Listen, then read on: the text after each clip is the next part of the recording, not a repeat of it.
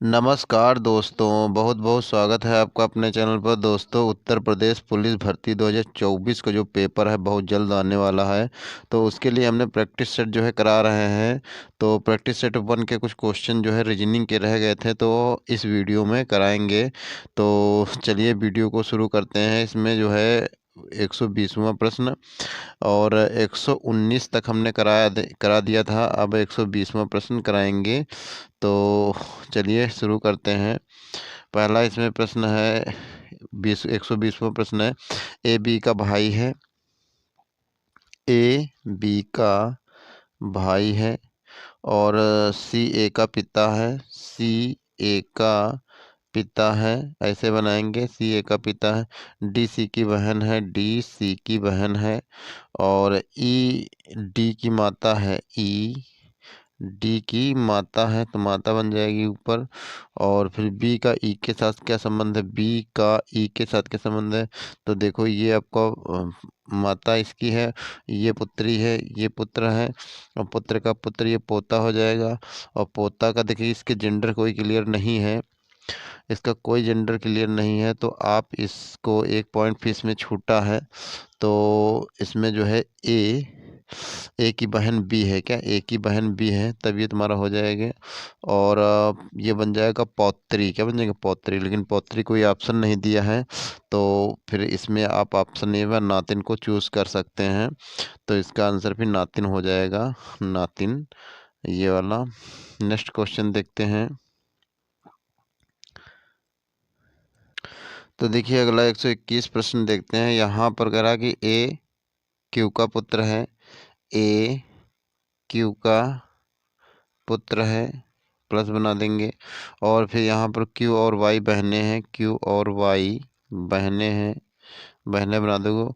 और माइनस का चिन्ह है तो फीमेल को दर्शाएगा और प्लस का चिन्ह है तो मेल को दर्शाएगा।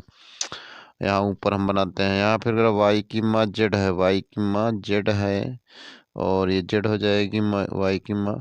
और फिर कह रहा है कि पी जेड का पुत्र है। पी जेड का पुत्र है। पी जेड का पुत्र हो जाएगा। तो अब अगर कौन सा कथन सही है, तो पहला ऑप्शन देखते हैं। पी ए का मामा है। पी ए का मामा है तो देखो यहाँ पर ए कि ये देखो माँ है और माँ की ये बहन मौसी होगी। और मौसी का भाई जो होता है मामा कहलाता है। मौसी का भाई मामा कहलाता है। तो ए वाला बिल्कुल सही हो जाएगा, यही वाला हो जाएगा, ए वाला ऑप्शन सही। आगे देखते हैं नेक्स्ट क्वेश्चन। नेक्स्ट क्वेश्चन देखते हैं। किलोग्राम का क्विंटल से है, वैसे ही जो का पैसे का संबंध किससे है? रुपया से हो जाएगा। क्या हो जाएगा? रुपया से हो जाएगा। इसका आंसर आ जाएगा रुपया। आगे बढ़ते हैं, देखते हैं नेक्स्ट क्वेश्चन। जिस प्रकार हृदय का संबंध रक्त से है, उसी प्रकार जो फेफड़े का संबंध किससे हो जाएगा? तो फेफड़ा, देखो जिस प्रकार से हृदय में रक्त रहता है उसी प्रकार से फेफड़े में ऑक्सीजन रहेगा। क्या रहेगा? ऑक्सीजन रहेगा। तो बी वाला सही हो जाएगा। फिर आगे चलते हैं, 124 नंबर देखते हैं प्रश्न क्या कह रहा है। 124 नंबर, ये देखो 124 नंबर क्या कह रहा है। वह क्षेत्र ज्ञात करें जो जीव विज्ञान और कंप्यूटर पढ़ने वाले किंतु गणित को न पढ़ने वालों को दर्शाता है। गणित नहीं पढ़ना चाहिए, तो ये तो भैया गणित वाला है, इसको आप हटा दो। इसको हमने हटा दिया। कह रहा है कि वह क्षेत्र ज्ञात करें जो जीव विज्ञान और कंप्यूटर पढ़ने वाला। तो जीव विज्ञान और कंप्यूटर यही पढ़ने वाला, तो ये 7 दिख रहा है, तो इसका 7 आंसर हो जाएगा। आगे बढ़ते हैं, नेक्स्ट क्वेश्चन देखते हैं। ये 7 हो जाएगा। आगे देखते हैं। निम्नलिखित आरेख द्वारा 3 संघों की सदस्यता प्रदर्शित की गई है। किस भाग में उन व्यक्तियों को दर्शाता है जो केवल केवल 2 संघों के सदस्य हैं? 2 संघों के सदस्य हैं। तो अब देखो भैया, सबको पता है, यहाँ पर देख सकते हो कि 2 संघ होने चाहिए। तो इसमें पहला तो आता है कि ये 2 2 है, ये 6 ये भी 2 है और ये 4 ये भी 2 है। तो नहीं, 2 भी हो सही है, 4 भी सही है, 6 वाला भी सही है। तो ये बन जाएगा उपयुक्त में से सभी, ये सभी आ जाएगा। सभी आ जाएगा इसका आंसर। फिर आगे बढ़ते हैं, 126 नंबर देखते हैं। 126 नंबर क्या कह रहा है? 126 नंबर कह रहा है कि नीचे दिए गए चित्र का अध्ययन करें करके उस भाव को पहचानिए जो कि शिक्षित ग्रामीणों को दर्शाता है। शिक्षित ग्रामीणों को दर्शाता है, तो शिक्षित भी होना चाहिए और ग्रामीणों को भी दर्शाना चाहिए। अब इसमें महिलाओं के बारे में तो नहीं कहा गया है। नीचे दिए गए चित्र का अध्ययन करके उस भाग को पहचानिए जो शिक्षित ग्रामीणों को दर्शाता है, तो शिक्षित भी होना चाहिए, ग्रामीणों को दर्शाता है। अब महिलाओं को नहीं कहा गया है, लेकिन जब भी नहीं कहा जाएगा तो हमको ले लेना है इनको, ठीक है। तो यहाँ पर देख सकते हो, तो इन दोनों में कौन सा कॉमन पार्ट है? ये आपका 5 और 4 कॉमन पार्ट है, तो 5 और 4 इसका आंसर आ जाएगा। आगे बढ़ते हैं, नेक्स्ट क्वेश्चन देखते हैं।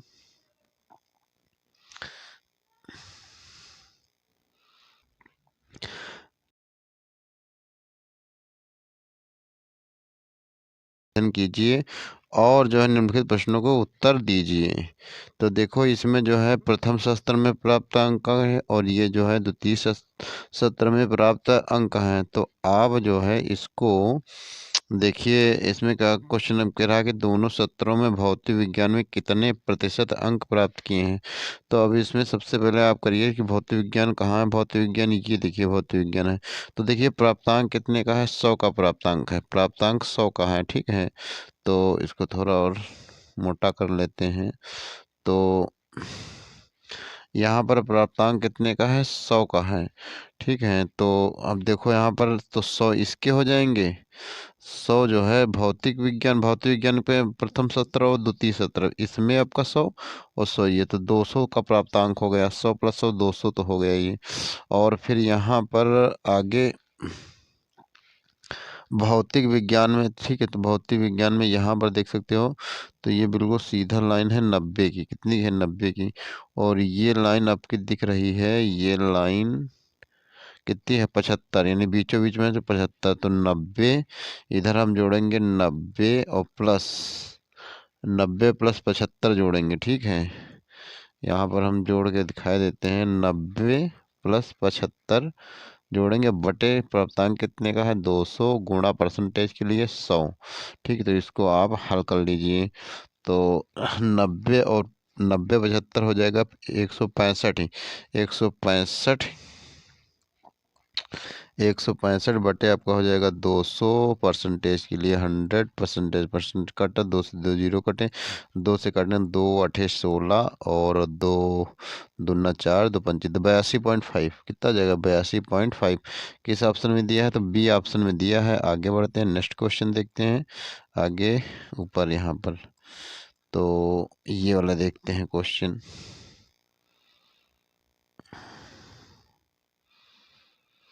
कह रहा है कि निम्न बार रेखा चित्र का अध्ययन कीजिए और निम्नलिखित प्रश्नों के उत्तर दीजिए।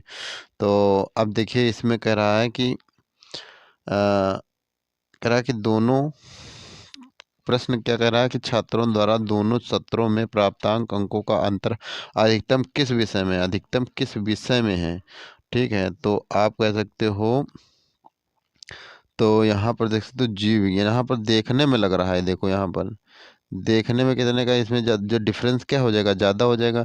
बाकी में डिफरेंस क्या होगा? कम होगा। बाकी में डिफरेंस कम होगा, ये तो यही आंसर हो जाएगा।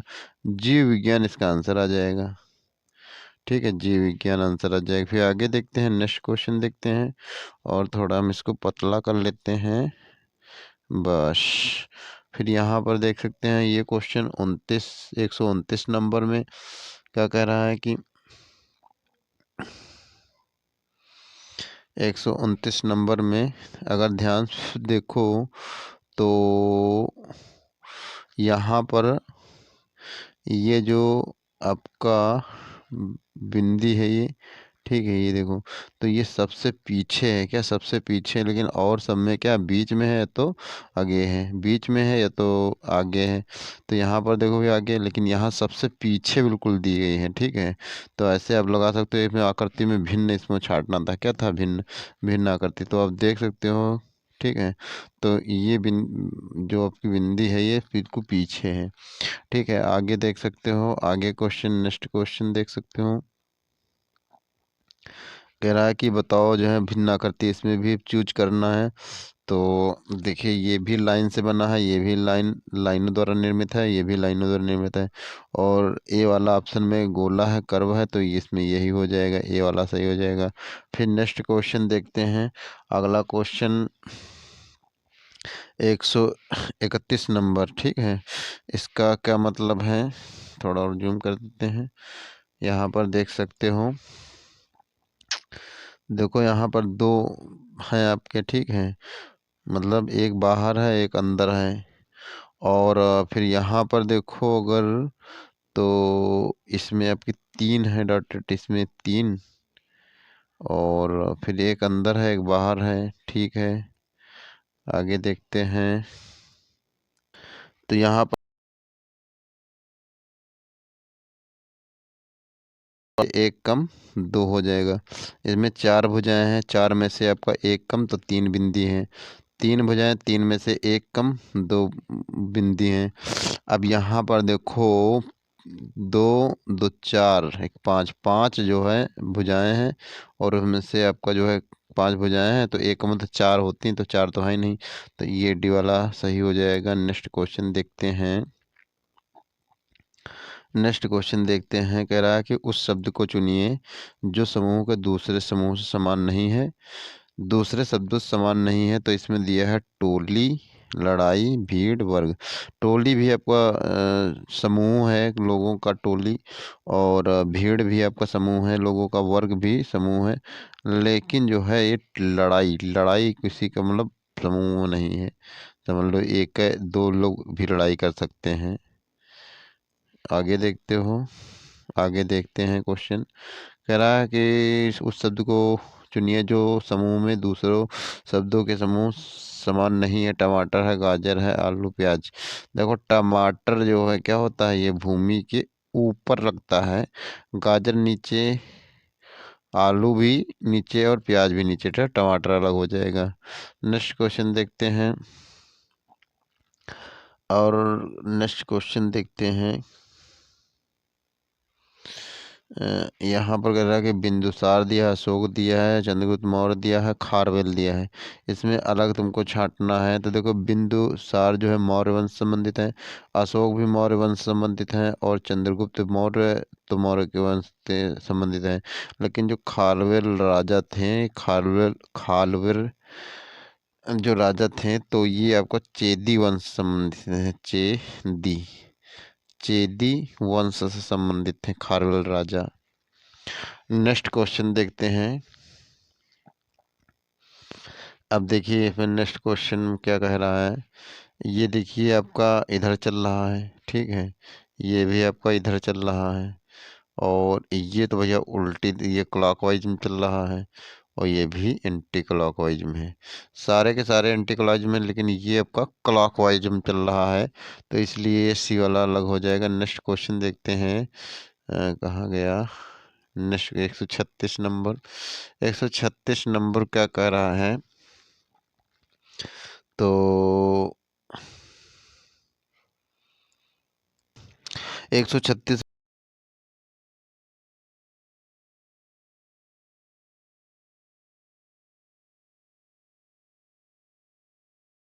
बाहर की आकृति भिन्न है, अंदर की आकृति बाहर की आकृति भिन्न है।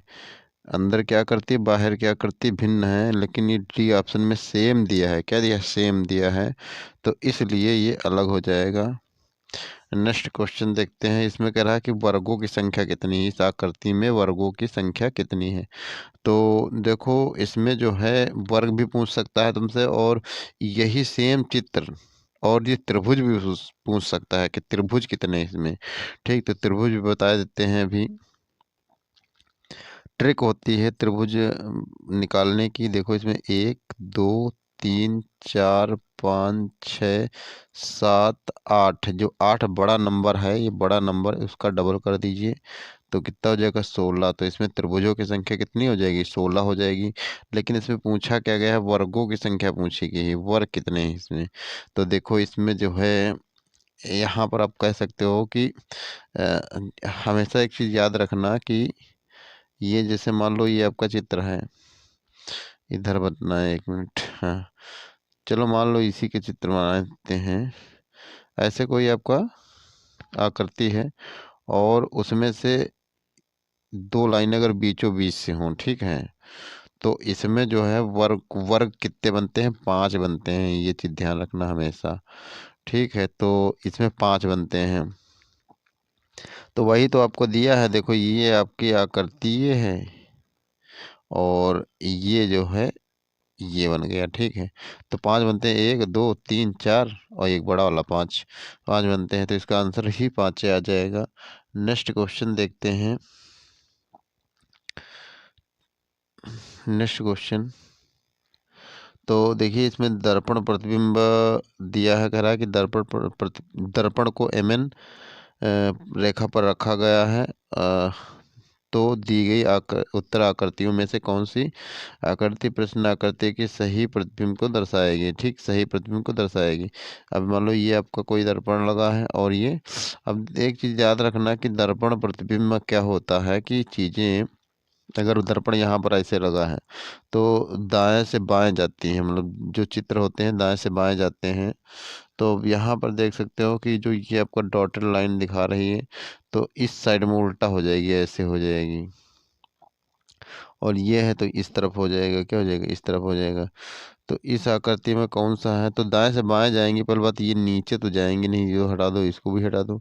अब बचा आपको तुम्हारा ये, ठीक है। तो इसमें तुम्हारा ए वाला ऑप्शन सही हो जाएगा, क्योंकि ये देखो यहाँ पर इस साइड में हो जाएगा, तो ए वाला सही हो जाएगा। नेक्स्ट क्वेश्चन देखते हैं। इसमें क्या कह रहा है कि जल प्रतिबिंब बताओ, क्या जल प्रतिबिंब? तो जल प्रतिबिंब में क्या होता है? जल प्रतिबिंब में क्या होता है कि चीज़ें ऊपर से नीचे जाती हैं। क्या होती है? ऊपर से नीचे जाती हैं। तो अब देख सकते हो यहाँ पर ये तुमको जो ऊपर दिखाई दे रहा है ये वाला, ठीक, ये तीर तो ये नीचे हो जाएगी, क्या हो जाएगी? नीचे हो जाएगी। तो किस चित्र में नीचे है? तो 2 में दिया गया है नीचे।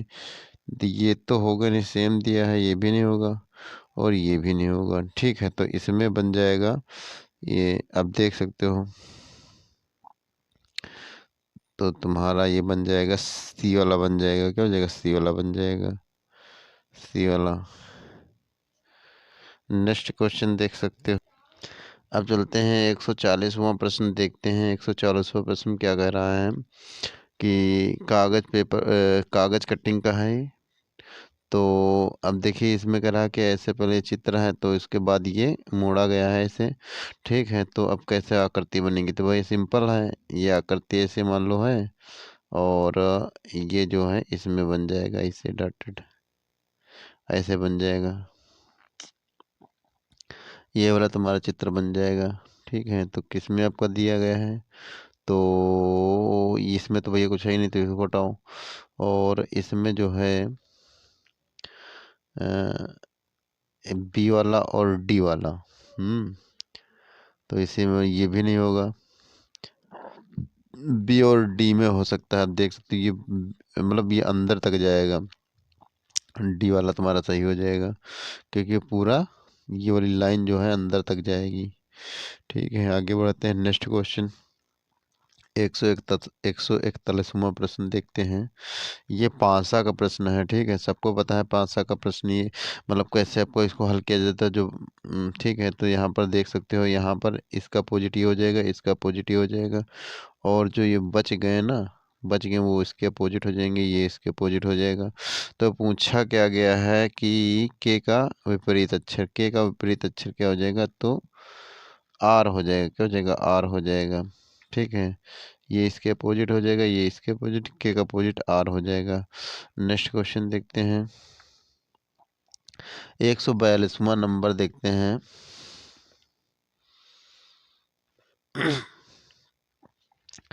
अब देख लो, इसमें कह रहा है कि सरकार, प्रशासन व पुलिस के भरपूर प्रयत्न के बावजूद भी कानून व्यवस्था क्यों नहीं कायम हो पाती है? तो उसके लिए बहुत बड़ा कारण है। तो ये कह सकते हो कि समाज के प्रभावशाली लोगों का जो है संरक्षण अपराधियों को प्राप्त है। ठीक है, अपराधियों को प्राप्त है, यही आपका आंसर इसका हो जाएगा। लास्ट वाला डी वाला ऑप्शन सही हो जाएगा। नेक्स्ट क्वेश्चन देखते हैं, 143वां प्रश्न को देखते हैं, इसमें क्या कह रहा है। तो ये समांतर श्रेणी का प्रश्न है, इसको हल करते हैं। अब देखिए इसमें, यहाँ पर नीचे हल करते हैं। अब देखिए समांतर श्रेणी का जब भी प्रश्न होता है तो तुमको इसमें सर्वांतर पता होना चाहिए कि क्या होता है। ए बराबर क्या होता है, ए बराबर में प्रथम पद ए बराबर 2 दिया है, ये तुमको पता होना चाहिए। और सर्वांतर मतलब डी, मतलब जो सब में अंतर, अंतर कितने का है, इसमें देखो 3 का है, 3 का अंतर है, तो वाला। और फिर एन का मान, यानी एन किस नंबर तक का पूछा गया है, तो 20 नंबर तक। ठीक है, 20वीं संख्या क्या होगी, तो एन बराबर कितना, 20। अब इसका एक फार्मूला होता है, एल बराबर होता है ए प्लस n-1 इंटू डी। ये फार्मूला होता है जब भी तो अंतिम संख्या तुमको निकालना हो। ठीक है, ये जो है अंतिम संख्या निकालनी हो, फार्मूला होता है। तो बाकी आप इसमें वैल्यू पुट कर सकते हो। ए का मान 2 दिया है, प्लस एन का मान 20, 20 में से एक कम 19 हो जाएगा, 19 23 57, और 57 और 2 59, 57 2 59 हो जाएगा पूरा, कुल कल देख लेना। ठीक है, तो 59 इसका आंसर आ जाएगा। नेक्स्ट क्वेश्चन देखते हैं। अगला क्वेश्चन क्या किया गया है इसमें, 144वां प्रश्न देखते हैं। कह रहा है कि 480 दिया है, 240 दिया है, 120, 60 और 30 दिया है। तो अगर ध्यान से देखो तो 480 का आधा 240 हो जाएगा, और 140 का आधा 120 हो जाएगा, 120 का आधा 60, 60 का आधा 60 का आधा 30, और 30 का आधा 15, 15 30 का 15 आंसर आ जाएगा, ये वाला हो जाएगा सही। नेक्स्ट क्वेश्चन देखते हैं। तो ये वाला दिया है 50। देखिए 5 से कितना, 5 गुना कितना है, 5 गुना, फिर ये फिर कितना है, 4 गुना। ठीक है, देखो 5 गुना पहले 5 से मल्टीप्लाई हुआ, फिर 4 से मल्टीप्लाई हुआ है ना, और फिर जो है 3 से मल्टीप्लाई हुआ है, और फिर ये आपका जो है 2 से मल्टीप्लाई हुआ है, फिर आपका ये 1 से मल्टीप्लाई हुआ, 1200, 12 का नम 1200, 1200 इसका आंसर हो जाएगा। नेक्स्ट क्वेश्चन देखते हैं। कह रहा है कि अंग्रेजी वर्णमाला में आपके दाएं से 7वें अक्षर के बाएं 5वां अक्षर कौन सा होगा। ठीक है, तो अंग्रेजी वर्णमाला से आपको पता है कि ए से लेकर आपका कहाँ तक का, हमको जेड तक का जाना है। तो अब देखो यहाँ पर जो है ऐसे लिख लिया करो, ये प्रश्न दाएं से यानी राइट से 7वें अक्षर, और बाएं 7वें अक्षर के बाएं 5वां अक्षर। ठीक है, 5वां अक्षर, तो ये बाएं यानी आपको जो है लेफ्ट, लेफ्ट से कितना हो जाएगा, 5वां कह रहा है। तो देखो सेम साइड माइनस होता है, अपोजिट साइड प्लस जोड़ना है। तो सेम तो है नहीं, अपोजिट है, राइट है लेफ्ट है, तो अपोजिट साइड है, तो इनको जोड़ दीजिए, तो कितना हो जाएगा, 7 5 12 हो जाएगा। ठीक, 7 5 12, और तो 7 5 12 हो जाएगा। और किस किस साइड पे देखना है, राइट से, हमको दाएं तरफ से देखना है। ठीक है, तो दाएं से तरफ से देखोगे तो जेड से शुरू हो जाएगा, और तुमको पता है कि जेड से जब शुरू हो जाएगा तो यानी में होता, तो ये एल होता है, क्या होता है, एल होता है, लेकिन है हमको देखना क्या, अपोजिट डायरेक्शन में देखना है।